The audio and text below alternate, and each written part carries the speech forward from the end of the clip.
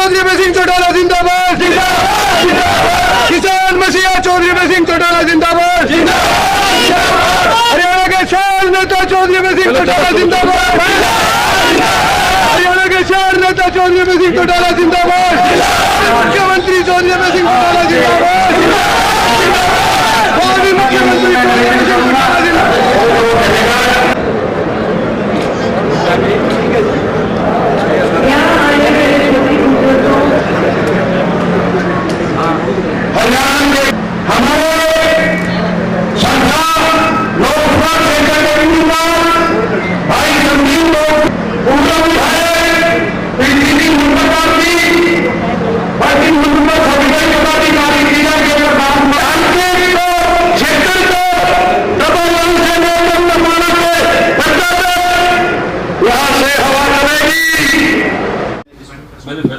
BJP ने अपने manifesto में कहीं किसान का जिक्र नहीं किया, कहीं एमएसपी का जिक्र नहीं किया, कहीं ओपीसी का ओल्ड पेंशन स्कीम के बारे में कोई जिक्र नहीं है। यही हालत कांग्रेस की है। कांग्रेस पार्टी ने भी एमएसपी का जिक्र नहीं किया। राहुल गांधी ने बयान तो दिया है कि हम एमएसपी का कानून बनाएंगे। ओल्ड पेंशन स्कीम के बारे में दोनों पार्टियां चिल्लाती है, ये कांग्रेस वाले बहुत चिल्लाए, लेकिन इन्होंने अपनी मैनिफेस्टो में कहीं ये नहीं लिखा कि हमारी सेंटर में सरकार बनने के बाद हम ओल्ड पेंशन स्कीम को लागू कर देंगे। आज भी नहीं है। ये किसान विरोधी है, ये कर्मचारी विरोधी है, ये मजदूर और गरीब के विरोधी है। ये तो सिर्फ कैसे बड़े इंडस्ट्रीज को फ़ायदा मिल सके उसके ऊपर सोचते हैं।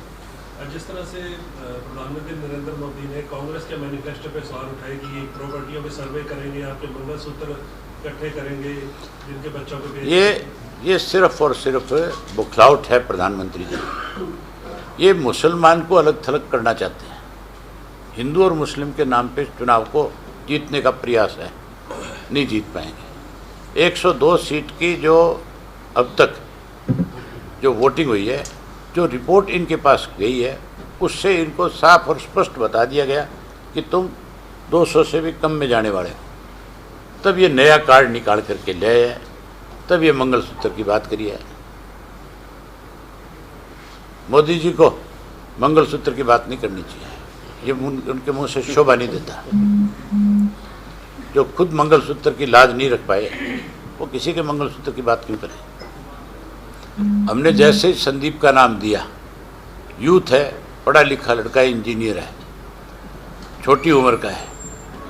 ये जो जितने भी पुराने धुरंधर राजनीतिक आदमी हैं, इनका और कोई काम नहीं बचा। अब ये अगले की कैसे उसका तोड़ निकाला जाए, उस काम में लग जाते हैं। और कांग्रेस का जहाँ दिवालिया इस बात को लेकर के पिट गया आज कि आज तक कांग्रेस अपने उम्मीदवार तय नहीं कर पाई, अब तक संगठन नहीं बना पाई। आज भी कांग्रेसी जूतम बाजार हैं आपस में। और वहीं भाजपा की हालत ऐसी है कि भाजपा के जो कैंडिडेट्स हैं, चाहे वो कोई भी कैंडिडेट है, चाहे अशोक तंवर जी है, चाहे चौधरी रणजीत सिंह है, चाहे कोई धर्मवीर है, या कोई मनोहर लाल खट्टर खुद हैं, कोई कैंडिडेट अब तक जाकर के गांव में प्रचार नहीं कर पाया, गांव के लोगों के सवालों का जवाब नहीं दे पाया। किसानों के साथ जिस तरह का बर्ताव इन्होंने पिछले 5 वर्षों में किया है, आज किसान जागरूक हो चुका है। किसान आज हर आदमी से, हर राजनीतिक व्यक्ति से, जिन लोगों ने उनको प्रताड़ित किया, उनसे सवाल और जवाब करता है और पूछता है कि हमें दिल्ली जाने से अगर आप रोक सकते हो तो हम आपको अपने गांव में आने से क्यों नहीं रोक सकते। ये हमारा भी अधिकार है, तुम्हारे पास तो अधिकार नहीं था, तुम तो सिर्फ और सिर्फ सत्ता की ताकत की वजह से कर रहे थे। आज कील गाड़ने वाले लोगों की कील उखाड़ने का लोगों ने फैसला कर लिया। मैं हिसार के बारे में आपको थोड़ा सा बताना चाहूँगा। हिसार में 3 उम्मीदवार हमारे उम्मीदवार के सामने, एक जेजेपी से, एक बीजेपी से और एक कांग्रेस से आने वाला है। तीनों के तीनों 4.5 वर्ष तक मलाई खाने वाले थे।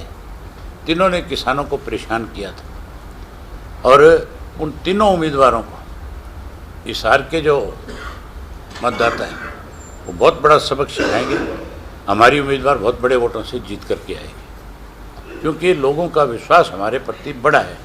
हमने लोगों की लड़ाई लड़ी, पूरे हरियाणा प्रदेश के किसानों की, चाहे उन पर कभी भी किसी भी तरह का अत्याचार सरकार ने करने का प्रयास किया। केवल इंडियन नेशनल लोकदल पार्टी थी जो उनके साथ जाकर के खड़ी हुई और उनकी लड़ाई विधानसभा में लड़ी, बाहर भी लड़ी, उनको न्याय दिलवाने का काम किया। और हरियाणा में किस तरह देखते हैं 10 सीटों पे? ये जो दोनों पार्टियां हैं, इनकी हालत देखने लायक होगी। जो कहते थे हम 10 की 10 जीतने में सक्षम है, वो तो टिकट ही अनाउंस नहीं कर पा रहे बेचारे। उनकी तो हालत बहुत खराब है। भाजपा वालों को कोई बता दो किसी काम में बढ़ने देता है तो जब वोट मांगने जाते हैं, तुम सरसा के सारे साथी हो। यहाँ पे अशोक तंवर जो है कहीं वोट मांगने गए हैं, विरोध हुआ कि नहीं हुआ? है, हुआ है ना विरोध। किस बात का विरोध है बताओ फिर? अशोक तंवर का विरोध नहीं है, ये भारतीय जनता पार्टी के फैसलों का विरोध है, बीजेपी का विरोध है। अशोक तंवर तो पहले भी यहीं घूमता था, तब तो इसका कोई विरोध नहीं करते थे। मुझे कई शादियों में मिला है, कई फंक्शनों में मिला है, कहीं विरोध नहीं। लेकिन जैसे ही भाजपा का पटका पहना, साथ के साथ विरोध का सामना करना पड़ा। इंडियन नेशनल लोकदल पार्टी का पटका पहन लेता तो लोग स्वागत करते, फूल मालाएं पहनाते। बीजेपी और बीजेपी का गठबंधन था, लेकिन अब पिछले कुछ महीनों से एक दूसरे पर लांछन लगा रहे हैं। कुछ महीनों से नहीं, कुछ दिन से। और कल तक भी उनका गठबंधन था, परसों तक भी।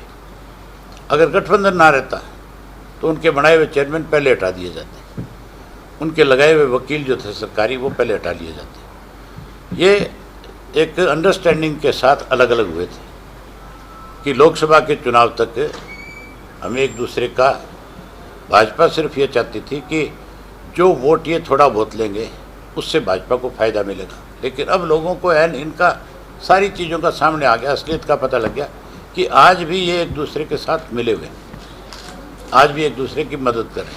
मुख्यमंत्री घपले और घोटालों की जांच की बात कहने लगे कल से। अगर शिकायत आई 4.5 वर्ष तक मुख्यमंत्री के सामने हमने लगातार धान घोटाला, शराब घोटाला, रजिस्ट्री घोटाला, सरकारी दवाइयों के खरीद का घोटाला, इवन उसके साथ साथ पब्लिक सर्विस कमीशन में पकड़े गए 3 करोड़ रुपए का जो मामला था, वो एसएस बोर्ड के अंदर एग्ज़ाम देते हुए उसके कापियाँ बदलते हुए लोग पकड़े गए थे, वो एक घोटाला।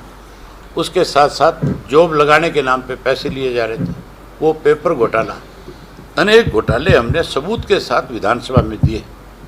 मुख्यमंत्री, ये जो मनोहर लाल खट्टर जब तुम मुख्यमंत्री था तब क्यों नहीं जांच कराई? आज सैनी कहता है मैं जांच कराऊंगा, तो फिर सैनी अखबार में स्टेटमेंट देने की बजाय पहले सार्वजनिक करे ना शराब घोटाला, सार्वजनिक करे धान घोटाला, सार्वजनिक करे रजिस्ट्री घोटाला। वो दम नहीं है, ये केवल अखबारों तक है।